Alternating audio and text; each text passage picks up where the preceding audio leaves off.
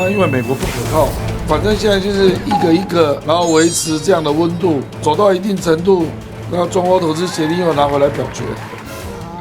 这个就是欧洲在自己自找的嘛，走弯路。那事实上，欧盟其实大部分西方的媒体都这样理解。未来3年是不可靠的川普时代嘛，所以第2大经济体我们要买点保险，那扩大合作的范围。就是未来你可以预期了，欧洲跟美国的贸易一定会减少，那欧洲的有钱人投资美国也会减少。中国大陆就是天上掉下来的礼物啊！因为英国、加拿大那个是动作很大了，可是英国特别值得重视。其实可能最大的合作对象就是英国啊，尤其是川普当政，好，这个现在很多其他的伙伴们跟美国本来都走得很近，但是这些主要贸易伙伴慢慢都开始远离美国，而走向中国。英国首相将在28到31号对中国进行正式访问。广义就是避险啊，这个其实大部分西方的媒体都这样理解了，是，就是未来3年是不可靠的川普时代嘛，怎么办？所以第2大经济体我们要买点保险。买保险，那扩大合作的范围。那事实上，欧盟还去印度嘛，对，去签经贸协议，对不对？也是降税啊。就是未来你可以预期了，这个欧洲跟美国的贸易一定会减少，那欧洲的有钱人投资美国也会减少。是，这个简单讲就是避险嘛。那这中国大陆就是天上掉下来的礼物啊。中国大陆本来就是这个立场。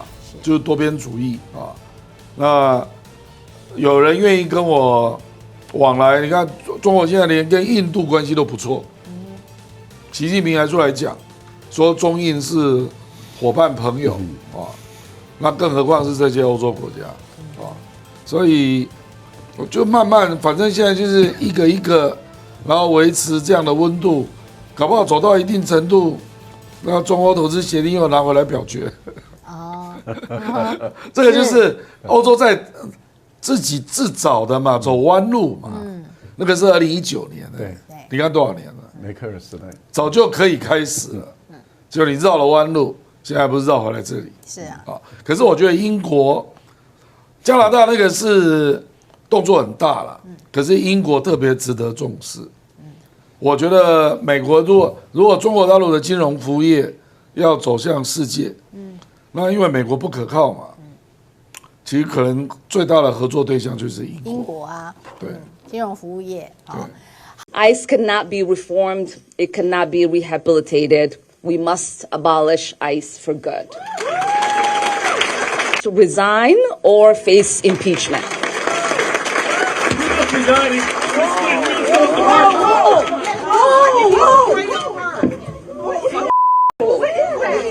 I don't know. Oh my God, he sprayed something on her. I need a napkin to know nothing.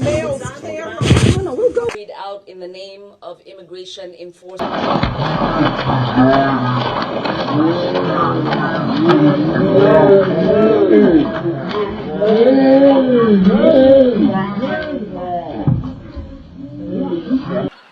But I've made new fair trade deals with countries covering half of all U.S. trade.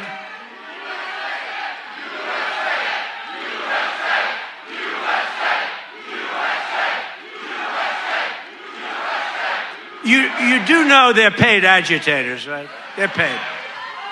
They get paid. You know, do you ever see their signs? You know, we used to have protests and you'd have guys making a sign in a basement. These are all paid agitators. That's all they are.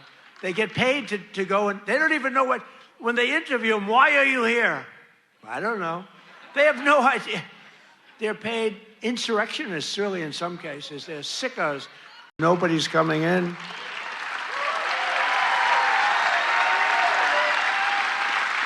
That's right. Nobody is able to come into a country except for those that come in legally. We want to have people come in legally. We need people to come in legally, but they have to show that they can love our country, not hate our country.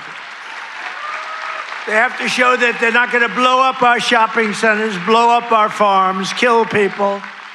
They're coming in legally, but they cannot come in unless they come in legally into our country, and we're letting some great people come in. They have to show that they can love our country. They have to be proud. Not like Ilhan Omar. Did you see that wise guy? You know, she's always talking about the Constitution, you know, provides me with the following. You know, the Constitution, she comes from a country that's a disaster. It's considered, I think, the worst. It's not even a country, okay? It barely has a government. I don't think it does. They're good at one thing, pirates. But they don't do that anymore. You know why? Because they get the same treatment from us as the drug dealers get. Boom, boom, boom.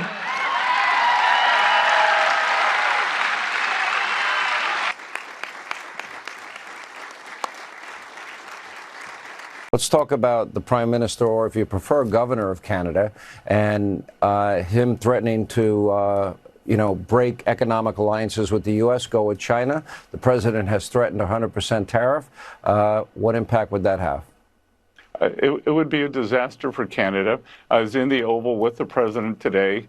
He spoke to Prime Minister Carney, who was very aggressively walking back some of the unfortunate remarks he made at Davos. And Sean, I'm not sure what the Prime Minister was thinking. Of course, Canada depends on the U.S. There's much more north-south trade than there could ever be east-west trade. He talks about middle countries having to do their own thing. And I'm old enough to remember when French President Francois Mitterrand tried to go down that route. It failed back in the 80s. It'll fail now. And Canada is linked to the U.S., and the Prime Minister should do what's best for the Canadian people rather than trying to push his own globalist agenda. Avec l'avènement du bilinguisme officiel. Il a été caring and sharing, of equity and fairness for all. Dans des moments comme ceci, le Canada doit assumer deux rôles. Scott Bessent says that you walked back your comments on Davos in a conversation with Mr. Trump. Is that the case, Prime Minister? As I said, first off, the President called me yesterday. We had a very good conversation on a wide range of subjects, ranging from situation in Ukraine, Venezuela, Arctic security. We discussed as well what Canada is doing positively, and this is the context of our discussion, what Canada is doing positively to build new partnerships around the world. I explained to him our arrangement with China. I explained to him what we're doing, 12 new deals on 4 continents in 6 months. He was impressed. And what we intend to do going forward, as well as the opportunity to, of course, move forward on CUSMA. You will note that Minister LeBlanc had discussions with one of his counterparts in the last 36 hours about some of the modalities and things on the way forward. But to be absolutely clear, and I said this to the President, I meant what I said in Davos. It was clear it was a broader set of issues, that Canada was the first country to understand the change in U.S. trade policy that he had initiated. And we're responding to that. We're responding positively by building partnerships abroad. We're responding positively by building at home. And we're prepared to respond positively by building that new relationship through CUSMA. He understood that, and it was a good conversation, as I say. Well, I think the first thing is that my comments in Davos laid out how we see the world, a recognition of how the world has changed. I think a point that Canadians understood months ago. In fact, I think Canada understood the scale of the change in U.S. trade policy, what it meant for our economy. We understood that well before other countries, and we started to react, controlling what we can control, building it at home, and very importantly, diversifying our trade partners abroad. That second bit is a positive thing. It's finding new partners. I mentioned in my remarks 12 new trade and security agreements in the past 6 months across 4 continents, more to come. For example, the commitment with India to work together is just one of many. And all of that builds our strength here at home, provides more opportunities, makes us less dependent on the United States. Last point. we are entering soon a negotiation or review formally of CUSMA, our agreement, as you know, with the United States and Mexico. It'll be a robust review is the expectation. The president is a strong negotiator, and I think some of these comments and positioning should be viewed in the broader context of that. Merci, Monsieur le Ministre. Thank you, Francois Philippe. Thank you, colleagues, for being here. Dave Donnelly, thank you for welcoming us here to this remarkable establishment. I mean, I think in this role you get called a lot of things, a lot of time, and I'm not going to comment on every tweet or truth or comment from whoever. So I can handle it. As a follow-up, but I do think this point about our troops is fundamental, and respecting our troops and the contribution that they've made.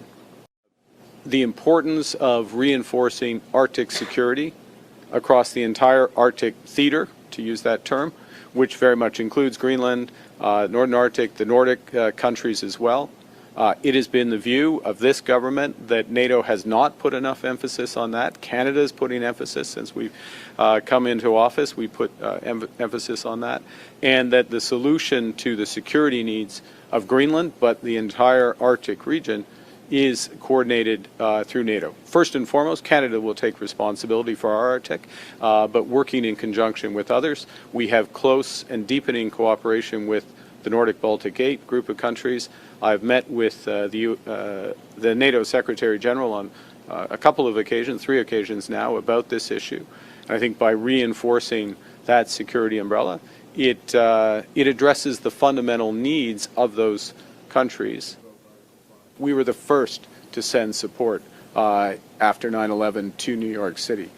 We sent 40,000 Canadian troops serving over 13 years on the front lines in Afghanistan, in Kandahar as one example. 158 of those soldiers paid the ultimate sacrifice. One of our diplomats paid the ultimate sacrifice. Thousands more were injured.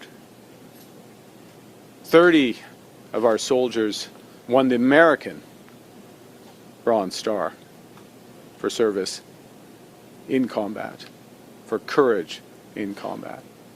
It's an extraordinary contribution for liberty, for freedom, for human rights, defending the United States, defending Canadian values. Everyone should recognize that. All Canadians are in their debt. Over all of us, Canadian businesses, Canadian workers, Canadian families. Our economy is strongest when it serves every Canadian. You can't draw that conclusion at all. Tell me that. Well, of course we're not. We're not. We're focused on results for Canadians. We're working through parliaments to get results for Canadians. We are securing trade deals around the world for Canadians, for the future of Canadians. 大家好，我是主播周玉琴。很多的朋友告诉我们，选择原版的太阳星全效克菲尔益生菌，它添加有羽衣甘蓝，健康再加分。而有睡眠困扰的朋友们，赶快选择蓝色包装这一款晚安加强版，绝对是更有感。每日克菲尔，时刻美好 ，Good Feel Good， 请上快点购为健康下单，而且要记得输入推荐代码，有额外的折扣优惠。太阳星全效克菲尔益生菌基础版、晚安加强版新包装改版，内容不变，抽取更方便。要吃就吃最好的。